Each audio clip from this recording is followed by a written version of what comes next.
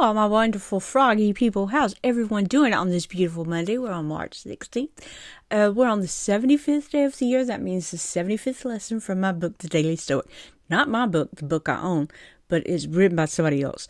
I just want to get that across. I've never written a book.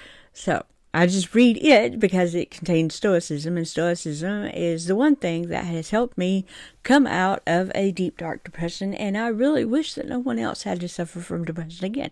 However, we're human, and we have emotions, and that kind of thing happens. I'm Cassie. You've reached Cassie's Corner, and here we talk about ways of deflecting depressive behaviors, thoughts, anxiety thoughts, PTSD, that kind of thing. We don't want to live that way anymore. That is not what our life is about. That's not what my life is about. I got tired of it probably after 15 to 20 years. I got tired of being sad, mad, angry, sporadically, just moody, evil at times, just plain out evil, somewhat abusive, even to my children, not remembering their childhoods, just very unbecoming behavior for a woman of any age. But in my mind, it was a necessary survival mode that I thought I was living in. But the thing was that and this isn't easy to hear. This is not easy to hear. I had brought it on myself. Everything I thought was because I thought it. So it wasn't anything that was really happening to me. It was that I stayed in the past a lot, and I remembered a lot of behaviors toward me from other people. If you like this content, please like, subscribe, hit that notification bell, leave me a comment as to let YouTube know that I fit into their algorithm. Subscribing is wonderful enough, and that's wonderful. I would love for you to all do that, but I'd love to reach more people. I'm not looking to monetize. If I get there, that's wonderful. I really would like to be able to reach as many people as possible to let them know they do not deserve to be depressed. They deserve something more. You deserve life. You deserve to know that you are worthy. You deserve a certain peace of mind. You need to get rid of all these negative thoughts. And there is a way to do that. There's absolutely a way to do that. And the only reason I know that this can happen is because it happened to me. I have not been to a psychiatrist in many, many, many years. The one time that I did go, I kind of got a little aggravated with them. I was just telling them about my bad life. And then one of the psychiatrists looked over at me and was like, "You need to get out of your situation." Well, yes, that is my point. But I just need you to listen to me. I don't need you to say that. So I felt like I couldn't be with that psychiatrist anymore. I kind of left and did not go back. However, my responsibility is how I think. My responsibility to myself, if not for anybody else. Because everybody else controls their little self. Everybody else in this world can control how they think or how they behave. It is not, you can't go around and just say, hey, this is what I want you to think. This is the problem I have with opinions nowadays. A lot of people rely on opinions as being fact. Those are politicians.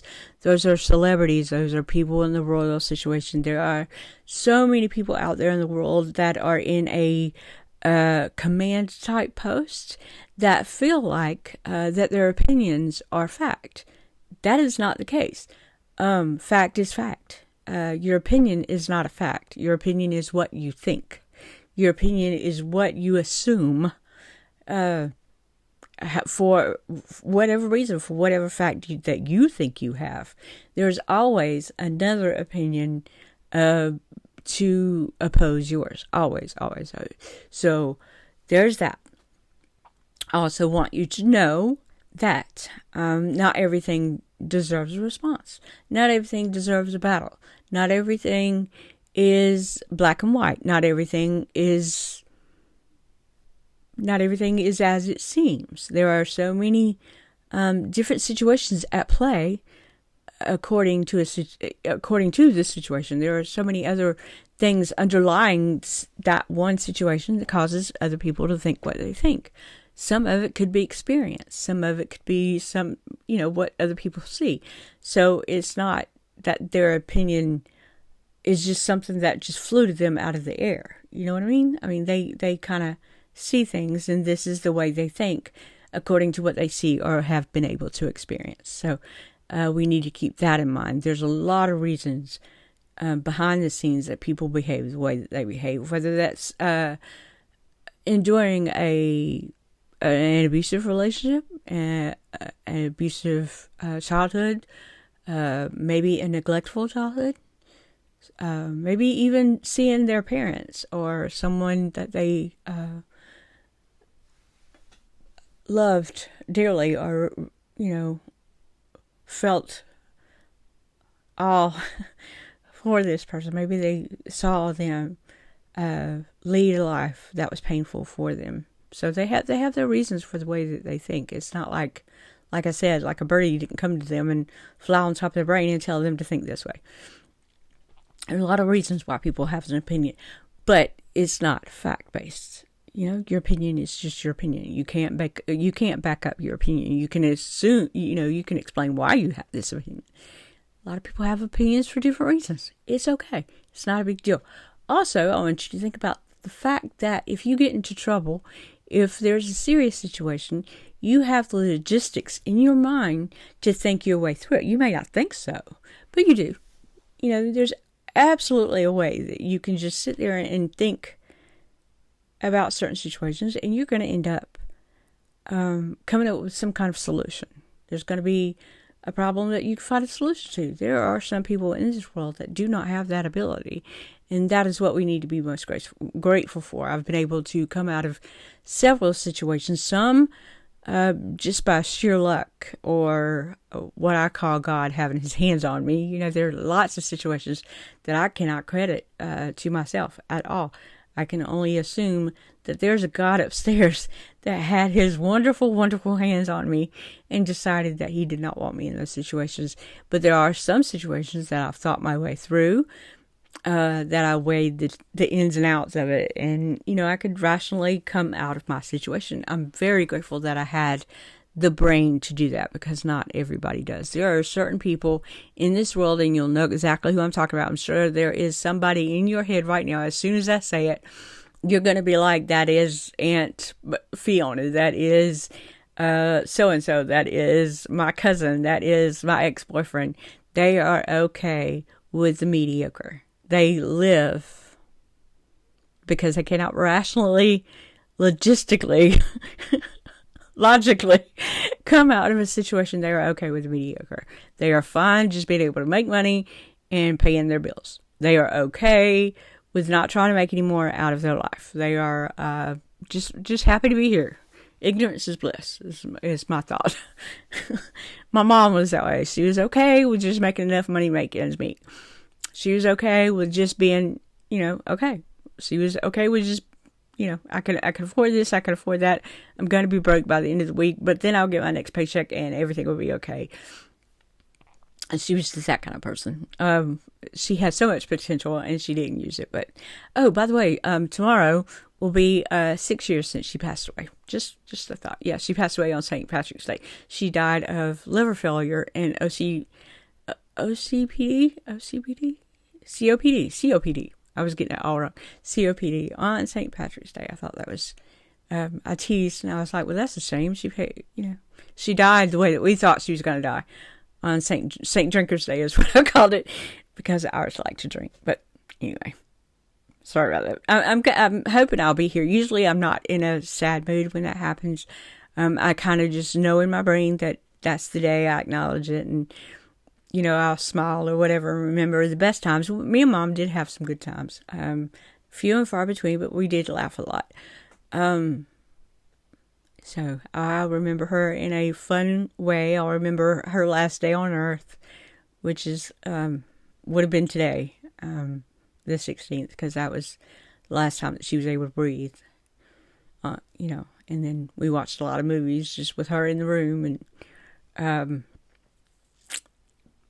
I'll get to remember all that, so that's fine. I won't be sad. I'll be here. You'll see. You allow things to bother you. You're in control of that. And that's just something that does not bother me. I feel like she's not suffering anymore. I feel like she doesn't have to let anything else hurt her anymore. She doesn't have the need to struggle where she is. So I'm content with that. I'm good. So that is that. So let's get into the lesson of today. We're on 75th day of the year. Day 75. 25 more and we'll be at 100. And today is March 16th, 2026. But our item of today is that sacred part of you. What is that? Hold sacred your capacity for understanding. I always tell you that if you have an opponent, if you have an enemy, to try to understand where they're coming from. Hold sacred your capacity for understanding. For in it is all that our ruling principle won't allow anything to enter that is either inconsistent with nature or with the constitution of logical creature. It's what demands due diligence, care for others, and obedience to God. And Marcus Aurelius said that in his Meditations. And it's labeled Meditations because these were notes to himself. These were things that he found important that he needed to write it down. How those things survived from 500 BC is beyond me. I can write something down and lose it in 10 minutes. Anybody else out there? Okay. The fact that you can think, the fact that you can read this book, the fact that you are able to reason in and out of situations, all of this is what gives you the ability to improve your circumstances and become better. Now, we're not saying, when he says become better, it's not saying that you're a worthless person. That is not. I think everybody's goal in life is to become a better person than what they were yesterday. To become smarter, to become more aware, to become more prepared for the next day. Being better is not saying that you're the worst right now. Being better is just being better, a better self for yourself. It's not being better in somebody else's eyes. Truly does not matter. But that's how you interpret that situation. That's how you interpret what is worded. Is important to me, because we're not saying that you're bad. I had somebody tell me that she wanted me to become a better person, and I thought, I'm fine just the way I am. Well, no, I had to grow. I know I had to grow, and I knew I had to grow when that was said, but the fact that she said it kind of really ticked me off. just saying, kind of really ticked me off. It's important to appreciate this ability, because it's a genuine ability. Not everyone is so lucky. Like I said, not everyone is lucky. Seriously, what you take for granted, others wouldn't even think to dream of. Take a little time today to remember that you're blessed with the capacity to use logic and reason to navigate situations and circumstances. This gives you unthinkable power to alter your circumstances and the circumstances of others. And remember, with power comes responsibility. Okay? So this is a very important entry. I really believe in this entry, that you have that power. But with that power comes responsibility, not only to follow through with your actions, with how you want to navigate your circumstances, or how you want to navigate your future, or your knowledge of whatever it is you've just become aware of. It is also your responsibility to share that knowledge with other people. Marcus Aurelius felt it was his responsibility to write this situation down, that he was, he could change. He had the ability to logically think things through. It dawned on him, hey, I have this ability. I have logic. Not everybody does. It makes me wonder what kind of person he faced in 500 BC to realize that not everybody had the ability to use logic in the way of coming out. So it kind of makes me wonder. Oh, wow. The jester of the court, I guess. Who knows? There are a lot of people that are just, satisfied and mediocre, just like I said, my mom. But she was so intelligent. She had so much potential. I really thank God every day that I had the ability to come out of the situations I was able to come out of. And I could still be kind. I can still smile, and I don't hold a grudge against anyone. I don't go into, I did for a long time. I didn't go into public just mad and crying all the time, that I can now peacefully go out into public and not even think about anything of the past. I don't have to think about it because I choose not to. It doesn't bother me. I'm not going to go out in public with a sad face on. I'm not going to go in public and try to get anybody's pity. I remember when I did work. I haven't worked in about 3 or 4 years, but when I did work, it was like I was crying every other day. And I have no idea why. I still have no idea. I could say it was because of this and this and this and this, but I knew better. I knew not to go in public crying. But I cried every day. I did not use that control. I did not control the things that I could have controlled. I just let my thoughts, let my memories, let my life overtake me. And that was not right. I was wrong in that situation. I was in public. I was working in public. And nobody needed to know that I was sad. That was not how people want to see you. Everybody wants to see you happy. So, with that, thank goodness we have logic. Thank goodness we can think our way through any situation. A lot of that comes from the fact that you can control what you can control and not worry about the things you can't control. Not even not worry about them, just kind of put them aside and save them for a what if, for a rainy day. What can't I control? Why can't I control it? What am I going to do when I can't control a situation? I think about myself sometimes.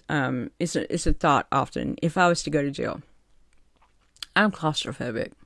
I was in a holding cell for 6 hours. I don't want to get into that situation. It just shouldn't have even been me, but whatever. I just don't. I didn't do anything.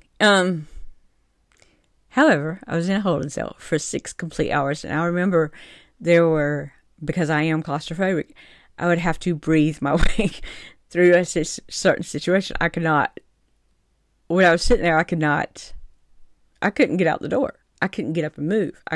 There was nothing I could do. I had to think about I would think about what this is doing and this person's doing, that person's doing. Where's this? And I felt really, I felt the walls closing in on me, and then I had to breathe through it. But imagine being there for so many years. I was only there for 6 hours, and there were a few times I thought I was going to lose my mind. I wanted to just cry. I wanted to just stop breathing. Not that I was trying to get out of it. It just, my breathing, I was panicking. I was in a panic mode. Gosh. But that I couldn't control. I was in jail. So I had to, I was much younger. I was much, much younger. And I was able to keep the focus away from being enclosed in a box and not being able to move. I was able to stop myself from going nuts. So I'm thankful. I'm grateful that I had that logic, that I had that ability to talk myself out of crying and pitching a fit in the middle of a jail cell, or a holding cell. It wasn't jail, but it was a holding cell. I wasn't in jail. I was in a holding cell. Still just as bad. If you ask, I'll tell you, but it was silly. It was stupid. So I am grateful that I've learned from the Stoics that I'm able to control what I can't control, and I'm able to think in the future about the things I can't control. What will I be like? How my behavior is during certain situations.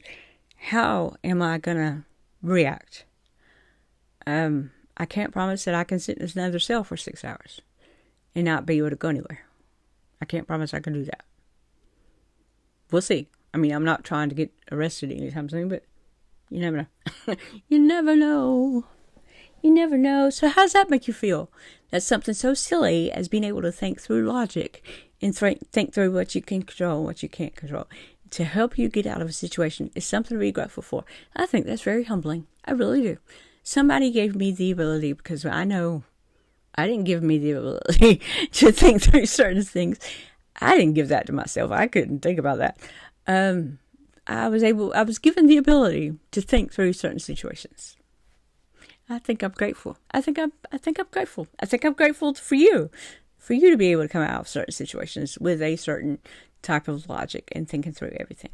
So, make sure you write your daily, your nightly, and morning journals. Your morning journals being consistent of what you want to accomplish during the day. 3 to 5 things. It doesn't matter what they are. It could be something stoic, like it could be appreciating somebody. It could be your errands, anything you want to do all day long, or it could be like physical things that you really need to do. Make sure you check them off so that they don't like dust in your brain or anything of that nature, because your brain does hold on to things that you have not accomplished, you have not completed.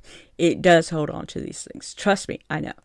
And then you relive them all in your brain. And then for some reason, throughout your depression, throughout your thinking, you're thinking, okay, I'm going to pull that back out again. And you don't do it. And then there's more guilt because you said you were going to pull it out. You gotta work this out. Make sure you complete everything you decide you're going to complete. Today is my no work day. I'm not working in the house today. I'm not doing anything today. But we are also experiencing weather. Okay, we are expecting storms, and then below average weather. Later, we're actually going to be freezing overnight. And then by Friday, we're going to have the complete opposite. We're going to have like sunny weather and above average temperatures, like in the 80s. And then spring starts Friday. So, and then by Friday or maybe Saturday, I will have freckles. So I won't be here as much next week. Just let you know. Don't forget to leave comments. Don't forget to subscribe. Let me know you're there. Let me know if any of this is affecting you, if this is helping you out. Anything. Anything is better than nothing at all. Just saying. Leave me a frog in the comment. That's fine. That works for me. I love frogs. Can you tell? They're everywhere. Don't forget to find somebody that you appreciate. Compliment them. Let them know you appreciate them. Let them know why. It will spark something in you to be kind. You will learn to be kind to yourself. But it will also know that you can be kind. And it will lift someone else's day. And that power to lift someone else's day can be very addictive. Kindness can be very addictive. I gave my daughter, it was a bumper sticker, and she turned it into a button. She put it in one of those round little things that you can make a button. But kindness is the biggest word, prevention. And I believe that with all of my, if you can be kind to anyone, it could brighten their day. It could make a significant change in their day. They will realize that they are meant to be here. It will change their thought process when something kind is said to them. It is a very powerful thing, kindness is. You don't realize that, but it is. Be kind to everybody, because you never know what battle that they're battling. Battles can be superficial, or they can be very deep down, like mine were. But again, I caused my depression on myself. Not everybody can say that. I was too hyper-focused on the things I was depressed about. I was too hyper-focused on negative things that I could not change. So, there was my depression. That's it in a nutshell. 15 to 20 years of that stuff. Yep. Absolutely. And I'll tell you in a heartbeat, it's the way I thought. It's the way I thought. And it's for you too. I'm not saying you're not depressed, because I was deeply, deeply, deeply depressed. I thought the worst of myself. But I didn't have to, because I didn't have to do that. I caused it myself. You don't realize you're doing that, but you are. Absolutely. Write down the things that you can control and the things you cannot control. I realize this is a silly, silly little exercise. But the more you write about that situation, the more you write down, the less it is that you realize you can control. I can't control my husband. I can't control my children. I can't control the weather. I can't control the electric company's billings practices. I can't control a clog in my pipe system. I can't, there's just a lot I can't control. What am I going to do when these things happen? I have to realize what I'm prepared to do when these happen, because getting upset and getting angry about it and throwing printers out the door, me, is just not going to work. So, we need to realize early on what we are capable of doing to solve anything to make us go off the deep end. And I mean the deep end. The deep end. Everything set me off. Everything set me off. Okay. And what else? Keep your gratitude journal, the things you are grateful for. Now you can write down the ability to be logical, the ability to understand. And there's a lot more understanding that you'll come to.